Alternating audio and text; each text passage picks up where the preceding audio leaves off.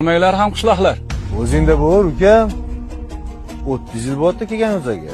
Propiska olmaganmi deyman qo'shni? Akalar qishloqdan kelyapman.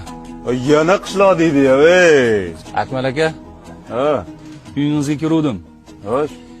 Enamiz hovlida o'choqda ovqat pishirayotgan ekan. Otangiz obdasta ko'tarib, hovlining tagiga ketayotgan ekan. Shu bitta xonman bilan oshxona qilib bersangiz bo'lar ekan. Yog'i paroto qo'shni qilib qo'ymoqmidingiz? Nima edi? 13 minglik darvozami? Asad aka.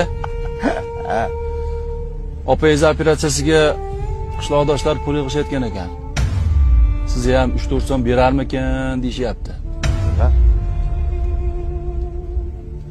Mayli. Sog' bo'lingizlar.